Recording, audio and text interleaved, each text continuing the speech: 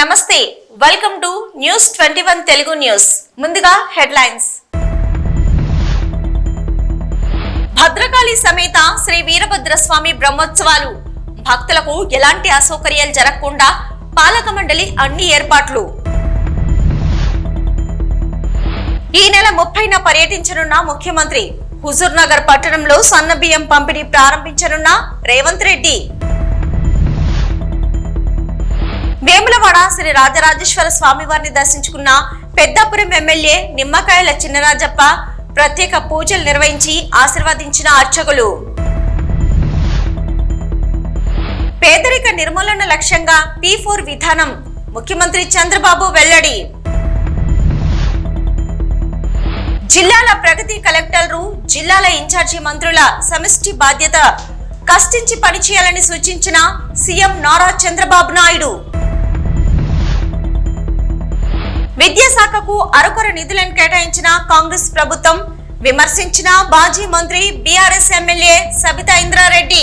సంగారెడ్డి జిల్లా బొంతపల్లి గ్రామంలో వెలిసిన భద్రకాళి సమేత శ్రీ వీరభద్ర స్వామి బ్రహ్మోత్సవాలు మొదలయ్యాయి.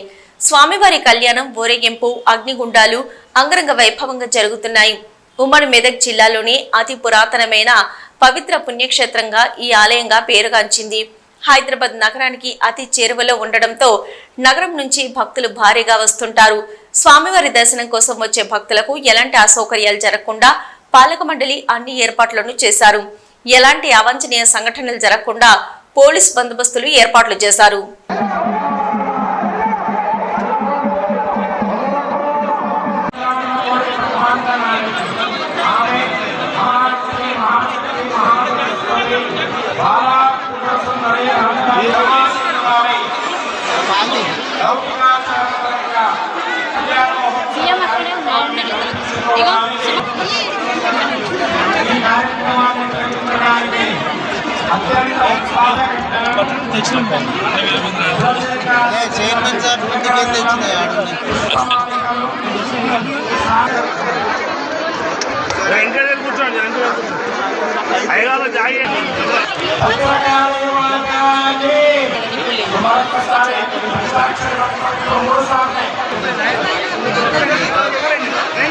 ఒకసారి అట్లయితే బుద్ధి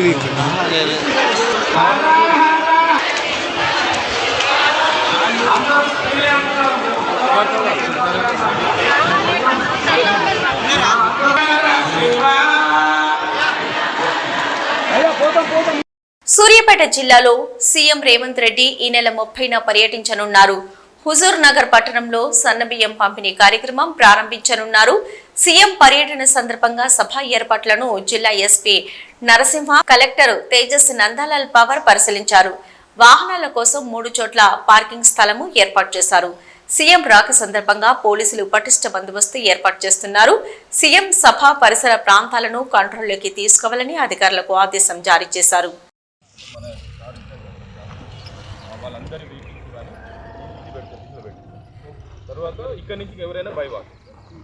ఇక్కడికి రావాలంటే దగ్గరలో కావాలంటే భూమి తేమగా ఉంది. మళ్ళీ అది లేదన్నా, అది డ్రై ఉంది. ఇది కూడా దగ్గరనేనండి.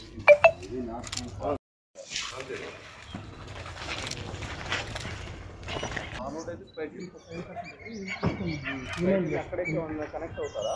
దాంట్లోకి వెళ్ళిపోతుంది సార్. 40 మీటర్లు అది కన్ఫర్మ్ చేయండి. అది కొంచెం ఏమన్నా చేస్తే డోజర్ పెడితే మొత్తం తిరిగి చూసాను సార్. చూసినాం సార్. మొత్తం మన లోకల్ ఎస్ఐ గారు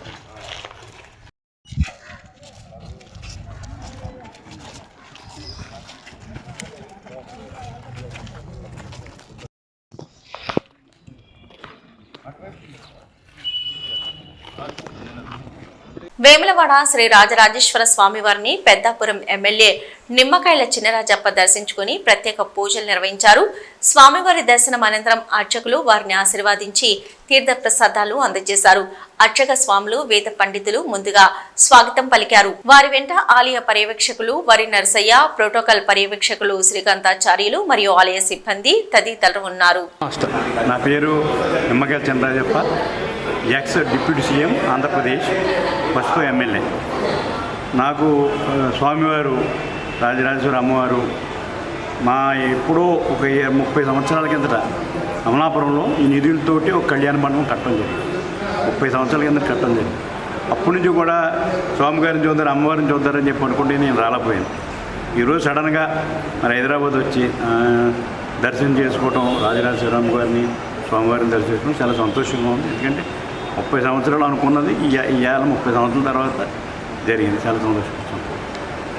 పేదరికం నిర్మూలన లక్ష్యంగా అమలు చేయనున్న P4 విధానం ఈ నెల నుంచే మొదలు పెడుతున్నాం అని తెలిపారు ముఖ్యమంత్రి చంద్రబాబు నాయుడు.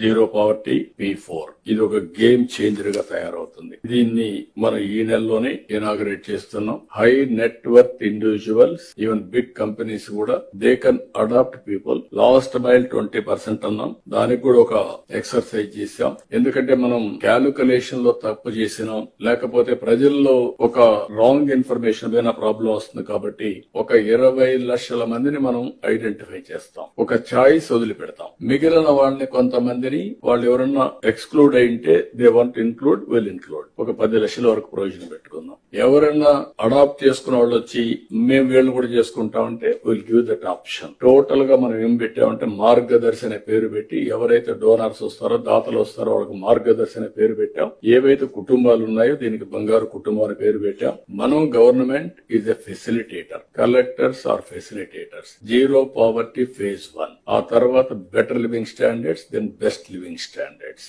ఏదైతే 54 లక్షల రూపాయలు తలసరి ఆదాయం 2047 ఉంటే అప్పుడు కూడా ఆర్థిక అసమానతలు పెరిగిపోయి పేదవాడు నిరుపేదగా ఉండడం కరెక్ట్ కాదు. ఇది కంటిన్యూగా ఎఫర్ట్ చేయాల్సిన అవసరం ఉంది. వీళ్ళు ఒకసారి పైకి వచ్చిన తర్వాత నెక్స్ట్ ఫ్యామిలీస్ ఫోకస్ చేస్తాం. ఎక్కడ ఆ ఫ్యామిలీ మీద ఫోకస్ చేయాలనో ఆ ఫ్యామిలీ వాళ్ళు అడాప్ట్ చేసిన బంగారు కుటుంబం, మార్గదర్శి ఇద్దరు కలిసి డిసైడ్ చేస్తారు. వాళ్ళు పైకి వచ్చిన తర్వాత ఓసారి బాగా ఎడ్యుకేషన్ మీరంతా ఉన్నారు, మనం కూడా మామూలు ఫ్యామిలీస్ ను పుట్టాం. Over a period of time మనకు ఒక అవకాశం వచ్చింది, మనం పైకి వచ్చాం. మనకంటూ ఒక సమాజంలో ఒక స్థానాన్ని ఏర్పాటు చేసుకోగలిగాం. అంటే అలాంటి వాళ్ళు ఓన్లీ 1% ఉంటారు. ఇంకా చాలా మంది మీతో పుట్టిన వాళ్ళు, నాతో పుట్టిన వాళ్ళు ఊర్లో పేదరికంలో ఉన్నారు. Is it not our responsibility? It is a social responsibility కింద అందరం కూడా ఆలోచించారు. ఇక్కడ కావాల్సిన వనరులు కాదు, మేనేజ్మెంట్ స్కిల్స్ కావాలి, బ్యాండ్ విడ్త్ కావాలి. ఆ టైంలీ వాళ్ళకి గాని ఆలోచన విధానాన్ని ప్రభావితం చేయగలిగితే ఒక నిర్ణయం ఇటు టర్న్ అరౌండ్.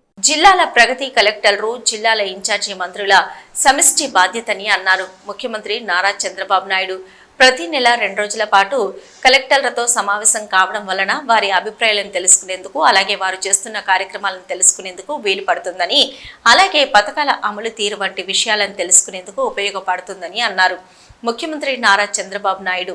3 నెలలకు ఒకసారి కంపల్సరీగా కలెక్టర్స్ కాన్ఫరెన్స్ పెడుతున్నాం. అప్పుడు పెట్టాను, ఇప్పుడు పెడుతున్నాను. దానికి కారణం అందరం కలిసి ఒకసారి డిస్కస్ చేసుకున్న తర్వాత ఎన్ని వీడియో కాన్ఫరెన్స్లు పెట్టినా, ఆన్లైన్ మీటింగ్లు పెట్టినా, ఫేస్ టు ఫేస్ ఫిజికల్ గా కలిసి వచ్చినప్పుడు వచ్చే ఇంపాక్ట్ మామూలుగా రాదు, ఆన్లైన్ లో రాదు.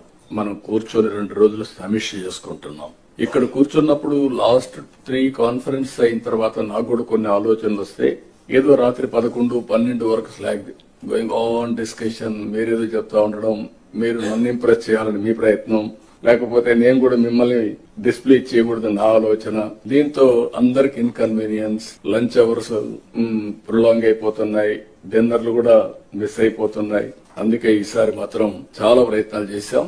అందుకే జిల్లాకు ఒక స్పెషల్ ఆఫీసర్ చేశాం. అదే మాదిరిగా జోన్ కు ఒక సీనియర్ ఆఫీసర్ ని పెట్టాం. జిల్లాలో ప్లానింగ్ బోర్డు మినిస్టర్స్ ఉన్నారు, ఈ సైడ్ మినిస్టర్స్ కూర్చున్నారు. వాళ్ళు కూడా గుర్తుపెట్టుకోవాలి, ఇది మాకేం సంబంధం లేదు, ఇదేదో కలెక్టర్స్ కాన్ఫరెన్స్ కాబట్టి మేము కూడా గమనుండొచ్చు అంటే కరెక్ట్ కాదు.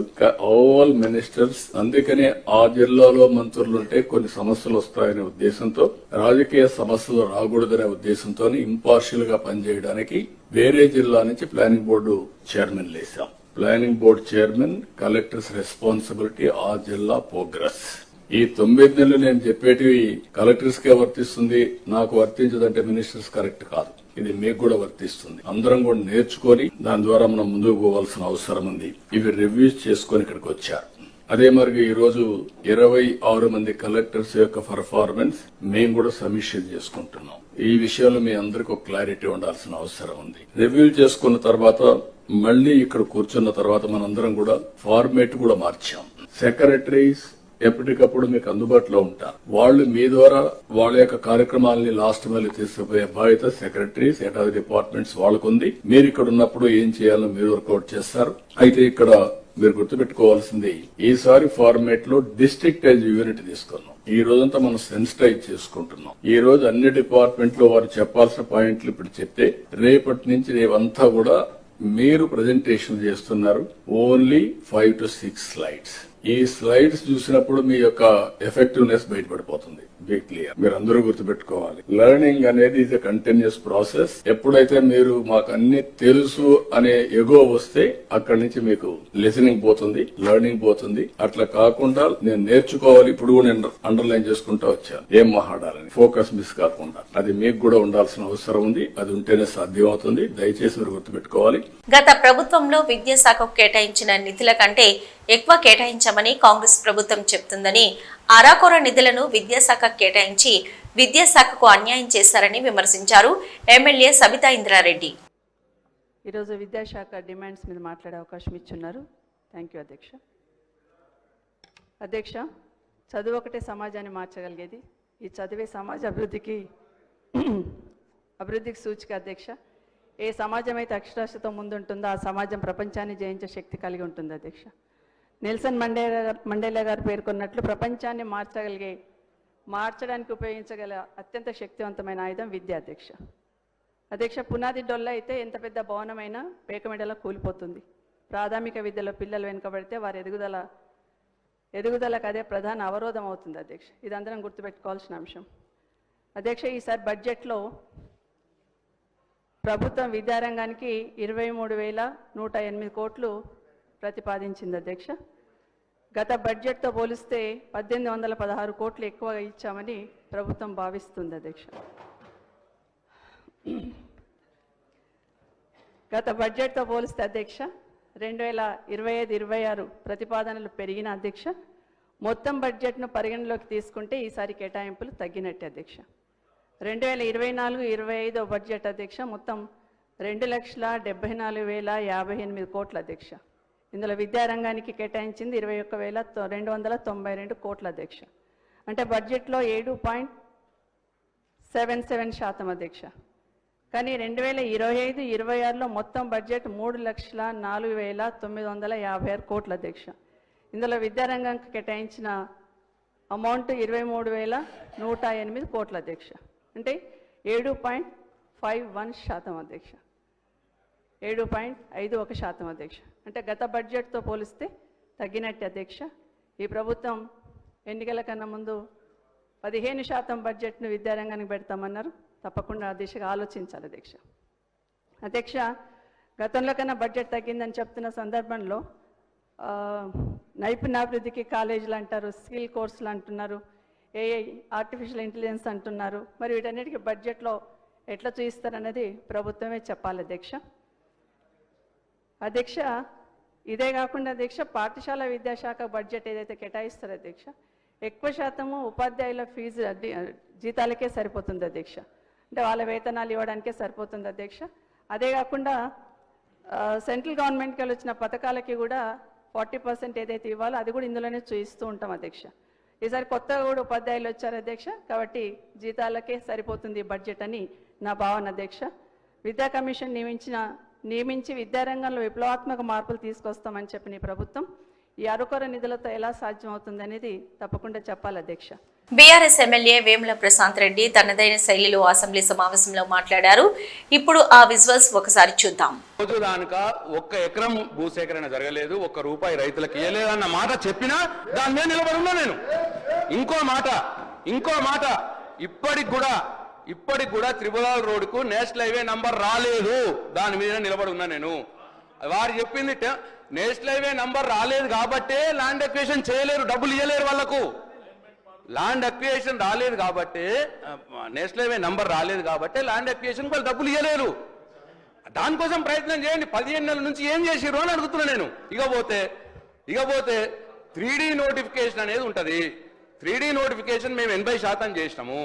అంటే 3D నోటిఫికేషన్ అంటే రోడ్డు పోయే భూములు ప్రభుత్వ ఆధీనంలోకి తీసుకోవడము. అది మేము చేసినాం 80%. మీరు తర్వాత వేయాల్సింది అవార్డులు ఇవ్వాలి. అవార్డులు ఇచ్చి డబ్బులు ఇవ్వాలి. అవార్డులు మాత్రం ఇచ్చినారు మీరు ఈ 15 నెలల్లో. మీరు కొత్తగా ఏం చేయలేదు. మేము 3D నోటిఫికేషన్ ఇచ్చిన దానికి అవార్డు చేసినాం. అవార్డు చేసిర్రు కానీ పైసలు ఇవ్వలేదు. ఇదే నేను చెప్పిన దాన్ని నిలబడుతున్నాను నేను. Right sir. ఇక పోతే సార్ నేను అన్నీ చెప్పినా. నల్గొండలో వారి కాన్స్టిట్యున్సీలో పనులు చేసినామన్నా దానికి నిలబడుతున్నా నేను. కావాలంటే నల్గొండకు పోదాం. నల్గొండ ప్రజలు చూస్తూ ఉన్నారు దీన్ని. నల్గొండలో పోదాం. మేము చేసిన పనులు చూపిస్తా నేను. సార్ ఇట్లా మన సమాధానంలో చెప్పమన్నాము, మధ్యలో లేచినట్టు బుల్డోజ్ చేసేస్తే ఎట్లా సార్ ఇది? సార్ అట్లనే సార్ టూరిజం, ఈ టూరిజంలో సార్ 2000 ఇప్పుడు 25-26కి 800 కోట్ల రూపాయలు పెట్టినారు సార్. సార్ ఇది 2024-25లో 620 కోట్లు పెట్టినారు. నేను అడగదలుచుకున్నాను ఈ ప్రభుత్వాన్ని, మీరు పెట్టిన 620 కోట్లలో ఎన్ని రిలీజ్ చేసినారు, ఎన్ని ఖర్చు పెట్టినారు?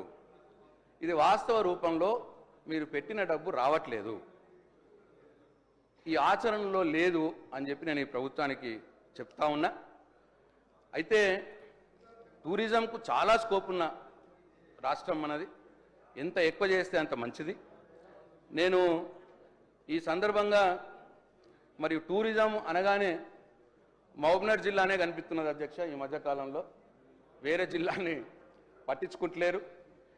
నేను అట్లనే తిరుమల పాప వినాశనం డ్యామ్ ను కలుషితం చేసేలా ఫారెస్ట్ అధికారులు చర్యలు ఉన్నాయని విమర్శలు వస్తున్నాయి. తిరుమల పాప వినాశనం డ్యామ్ లో బోటింగ్ ఏర్పాటుకు వేగంగా ప్రయత్నాలు చేస్తున్నారు. ట్రయల్ రన్ నిర్వహించిన అధికారులు సక్సెస్ అయితే డిప్యూటీ సీఎం చేతుల మీదుగా ప్రారంభించే అవకాశం ఉందని తెలుస్తోంది.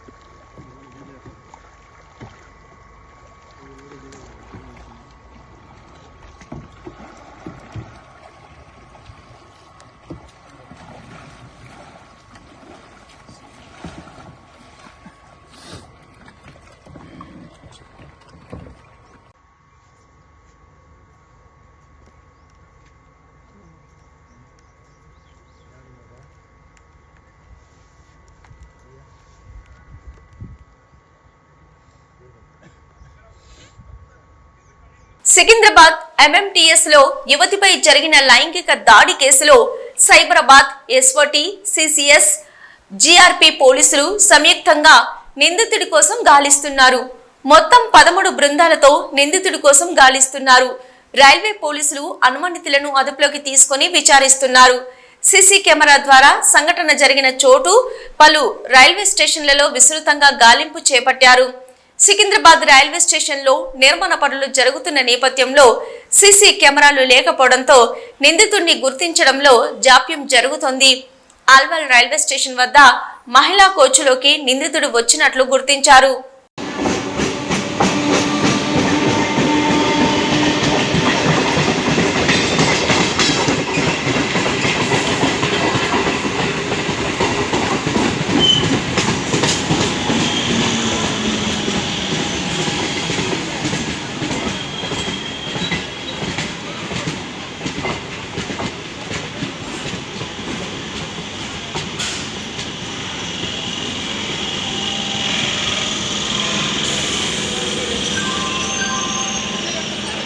నకరికల్ మండలం కడపర్తి జాతీయ రహదారిపై అశోక లీలాండ్ వాహనం బోల్తా పడింది. దాంతో ఆవులు బయటపడ్డాయి. కొబ్బరి బొండల రవాణా ముసుగులో ఆవు దూడలను ముఠా అక్రమంగా రవాణా చేస్తున్నట్లు స్థానికులు గుర్తించారు. చిన్న వాహనంలో 12 దూడలను కట్టివేసి పైనుండి కొబ్బరి బొండాలు వేసి కబేలాలకి తీసుకువెళ్తున్నారు ముఠా సభ్యులు. 12 ఆవు దూడల్లో 1 మృతి చెందింది, 2ంటికి తీవ్ర గాయాలయ్యాయి. పారిపోతున్న వాహన డ్రైవర్ని పట్టుకుని పోలీసులకు అప్పగించారు.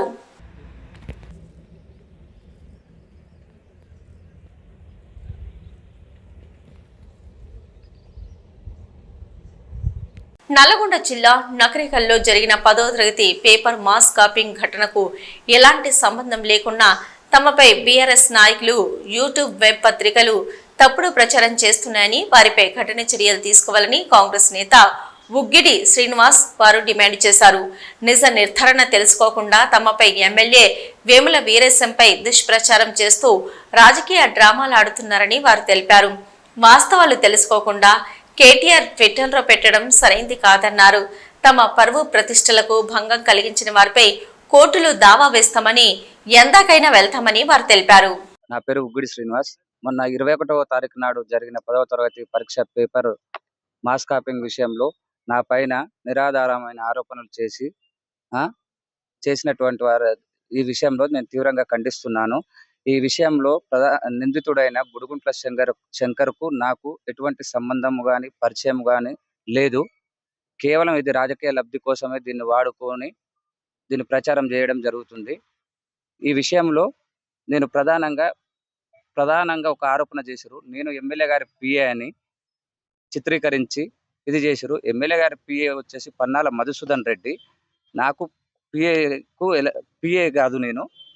నేను కేవలం కాంగ్రెస్ పార్టీ కార్యకర్తను మాత్రమే. గత సమావేశాలలో సభలలో ఉన్నటువంటి ఫోటోలను తీసుకొని దాన్ని వాడుకొని రాజకీయ లబ్ధి పొందడం కోసం నా మీద ఆరోపణలు చేసి దీన్ని క్రియేట్ చేయడమైనది. దీనికి సంబంధించి ముఖ్యంగా Telugu Scribe channel, Mirror TV, T news మరియు మన్నె క్రిషాంక్, దిలీప్ కొనతం గారు వీళ్ళందరూ ట్విట్టర్లలో వాళ్ళ మాధ్యమాలలో ప్రచారం చేయడం జరిగింది. దీనికి సంబంధించిన పత్రులన్నీ నేను జత చేసి స్థానిక సిఐ గారికి కంప్లైంట్ ఇవ్వడం జరిగింది. ఇట్టి విషయంలో ఎవరు బాధ్యులయ్యారో వాళ్ళందరి మీద కఠిన చర్యలు తీసుకొని నాకు న్యాయం చేయగలరని కోరుతున్నాను. ఈ విషయం మీద నేను చట్టరీత్యా కోర్టులకు కానీ వాళ్ళ మీద పరువు నష్టం దావాలు కూడా వేయడానికి నేను సిద్ధంగా ఉన్నాను. ఇవి ఇప్పటివరకున్న న్యూస్. నమస్తే.